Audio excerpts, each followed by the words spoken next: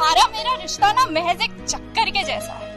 तुम यहाँ जाओ या तुम वहां जाओ, तुम कहीं ना कहीं तो मुझसे टकरा ही जाओगे।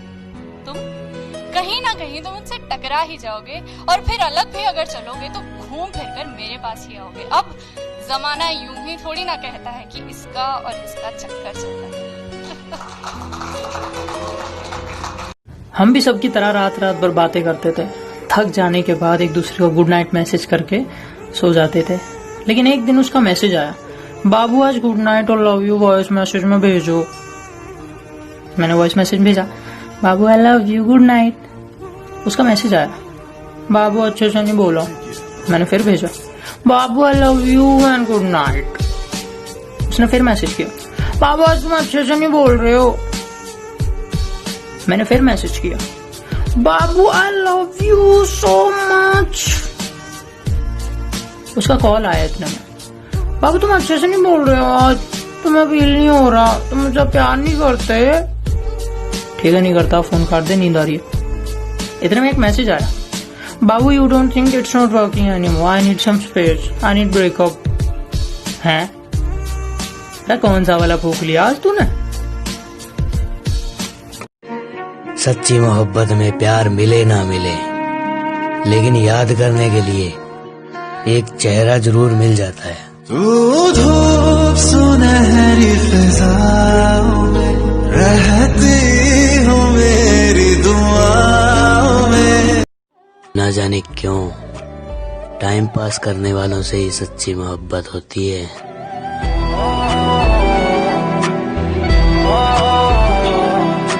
एक और गजल के शेर है कि आईने आंख में चुभते थे, बिस्तर से बदन कतराता था।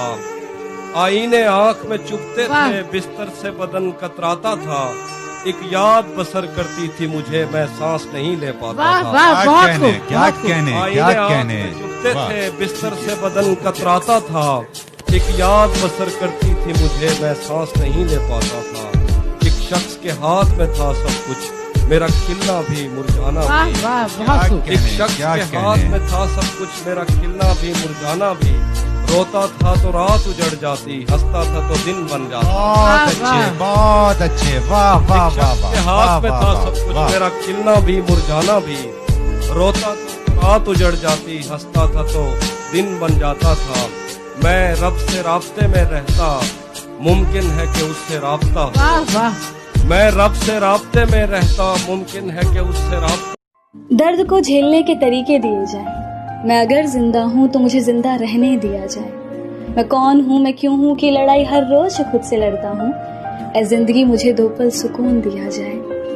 खुदा अगर है कहीं तो क्यों कुछ कहता नहीं।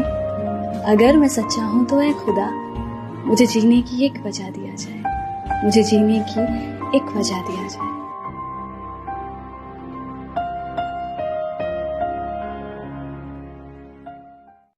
देव देव महादेव महाकाल भोलेनाथ तू, बिन कहे सब जान ले मेरे मन की बात तू। सोमवार का व्रत रखा है किसी को पाने के लिए, सुन रहा है तो थाम दे मेरे हाथ में उसका हाथ तू।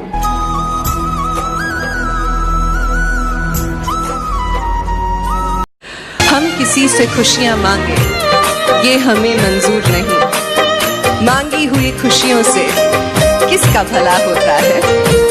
जितना अपनी तकदीर में लिखा है वो जरूर अदा होता है। क्या तुझे अब मेरा ख्याल नहीं आता, मेरी बातों पे अब तुझे प्यार नहीं आता। याद है तुम्हें, तुम ही कहते थे ना, मेरी मौजूदगी से तुम्हें सुकून मिलता है, मेरा हंसना तुम्हें आराम देता है। तो अब मेरी कमी से तुम्हारा दिल नहीं जलता क्या?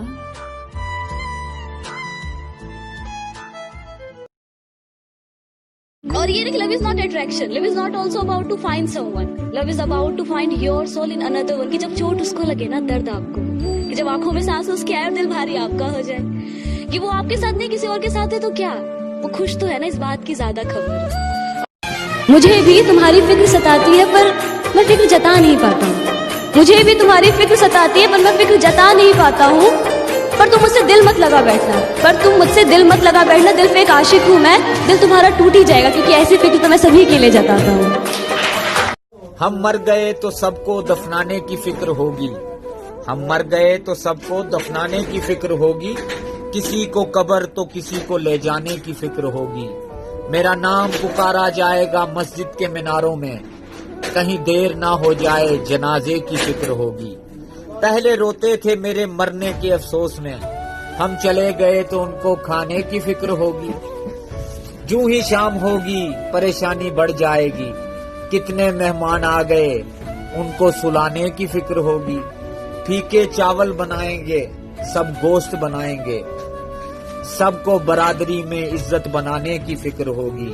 हम मर गए तो सबको दफनाने की फिक्र होगी, किसी को कब्र तो किसी को ले जाने की फिक्र होगी। सलाम अलैकुम।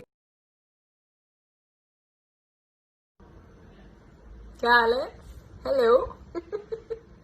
अब जो मैं बोलने वाली हूँ वो शायद कुछ लोगों को पसंद आएगा, कुछ लोगों को पसंद नहीं आएगा, पर सच बात यह है कि अगर कोई मैसेज करे, अगर आपको कोई इंस्टाग्राम पे डीएम आता है या कोई व्हाट्सएप आता है, तो यार सामने वाले को रिप्लाई कर दिया करो। रिप्लाई करने में कुछ जाना नहीं चाहिए तुम्हारा, कोई जायदाद नहीं चली जाएगी तुम्हारी।